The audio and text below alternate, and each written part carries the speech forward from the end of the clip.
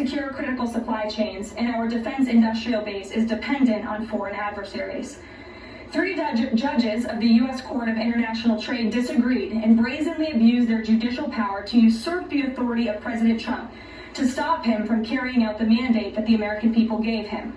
These judges failed to acknowledge that the President of the United States has core foreign affairs powers and authority given to him by Congress to protect the United States economy and national security. Congress had created the National Emergency Act to provide the congressional framework to strike down improper IEEPA use.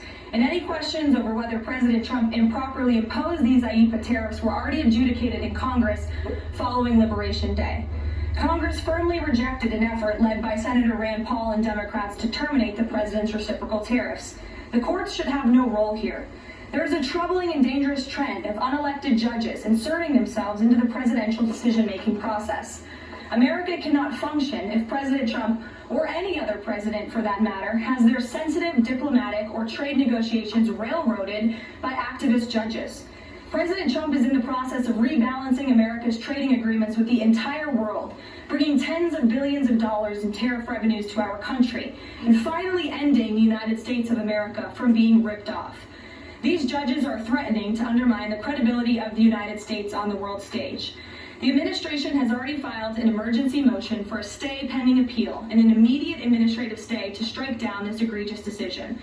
But ultimately, the Supreme Court must put an end to this for the sake of our Constitution and our country. With Congress returning next week, it's critical that Senate Republicans maintain the momentum and quickly pass the One Big Beautiful Bill. The One Big Beautiful Bill will truly make America safe and prosperous. The One Big Beautiful Bill includes the largest border security investment ever. That's why the law enforcement groups are lining up to encourage its swift passage. The National Fraternal Order of Police, the largest police union in the country, just endorsed key provisions of the bill. The FOP president announced their strong support, saying the One Big Beautiful Bill Act is more than legislation. It is a promise kept to the public safety officers across the country and a bold step toward an economy that respects, rewards, and uplifts the people who keep it safe. And the National Border Patrol Council, which represents nearly 20,000 Border Patrol agents, hailed the legislation as well. The group's president said this legislation provides a once-in-a-generation investment in the border security of our great country and will make America safer. The One Big Beautiful Bill will guarantee we can permanently have the safest, strongest, and most secure immigration system in American history. I also want to take the opportunity to debunk some false claims that have been circulating in the press about this bill. The blatantly wrong claim that the One Big Beautiful Bill increases the deficit is based on the Congressional Budget Office and other scorekeepers who use shoddy assumptions and have historically been terrible at forecasting across Democrat and Republican administrations alike. For example, just before Congress enacted the original Trump tax cuts at the end of 2017, the same CBO projected that growth would average a mere 1.9% over the next 10 years. However, by 2019, actual growth had surged to 3.4% once the Trump tax cuts went into effect, exceeding the CBO forecast by nearly 2 full percentage points. The CBO's latest forecast makes the same anemic growth assumptions as they did in 2017, missing the impact of the One Big Beautiful Bill. The CBO assumes long-term GDP growth of an anemic 1.8%, and that is absurd. The American economy is going to boom like never before after the One Big Beautiful Bill is passed.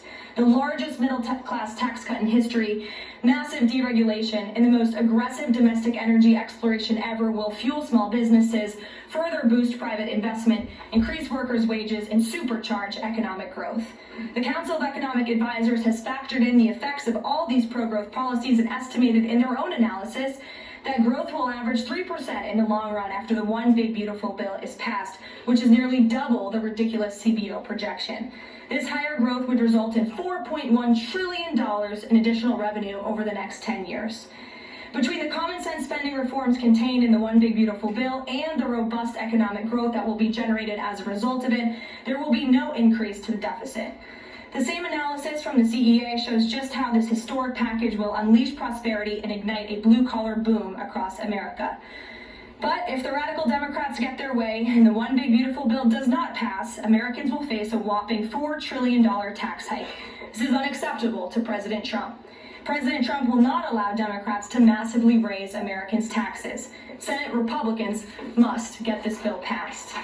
Failure is not an option. The American people are counting on Republicans to deliver. In other news, despite all the doom casting from the media, Americans are growing more and more optimistic about the economy under this president. Consumer confidence surged in May with the biggest monthly jump in 4 years, smashing expectations.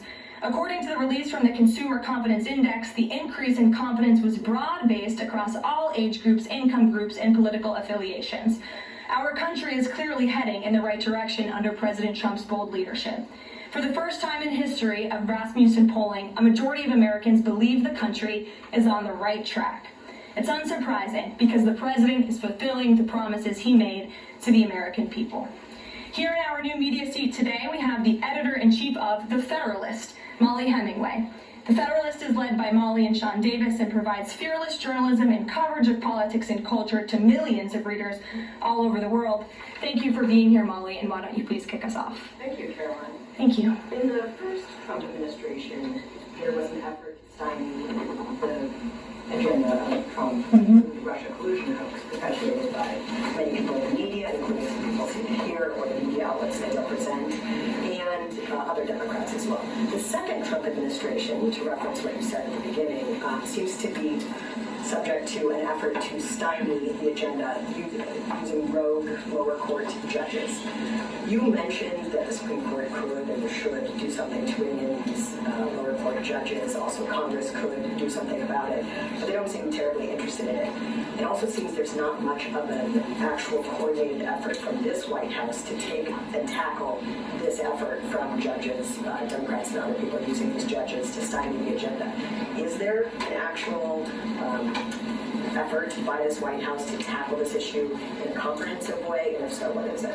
There is an effort by this administration to tackle these rogue judges and the injunctions and the blockades that we have faced in our broken judicial system in every case. I mean, we have seen time and time again these lower district court judges ruling against this administration in the president's basic executive authority and powers, and this administration is fighting every single one of those battles in court, including already the block that came down from the tariff court, the IEPA court last night. And as on my way out here to the briefing room, I understand that there was another district court judge right here in Washington, D.C. who ruled against the president's tariff power.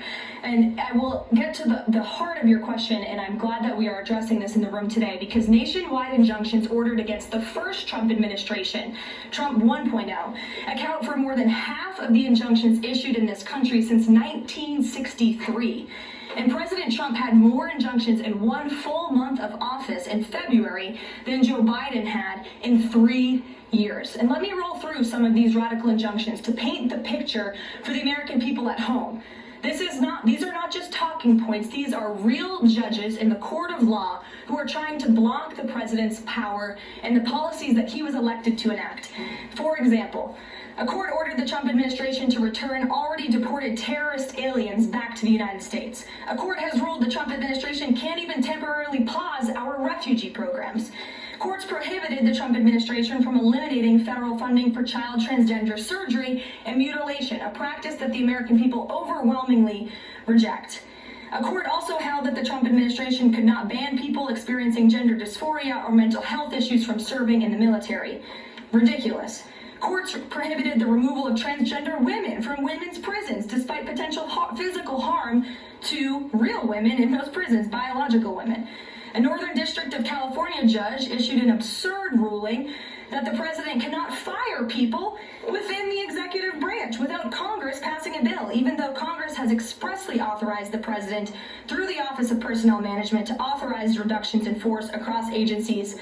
A court also ordered the Trump administration to rehire thousands of already fired employees in several cases. A federal judge blocked the Trump administration from defunding the Department of Education, another signature campaign promise that this president has the power to implement. Courts ordered the Trump administration could not eliminate funding for illegal DEI programs, hence the word illegal. These are illegal programs to begin with, and now the courts are trying to say this president can't roll them back. And a district court judge prohibited the president from issuing any categorical funding freezes. And then another court ordered on top of that the administration makes $2 billion of payments in 36 hours. These are just a few of the ridiculous orders that we have seen from lower district court judges every day, and we hope that the Supreme Court will weigh in and rein them in. The White House advisor Stephen Miller says it's judicial tyranny. Some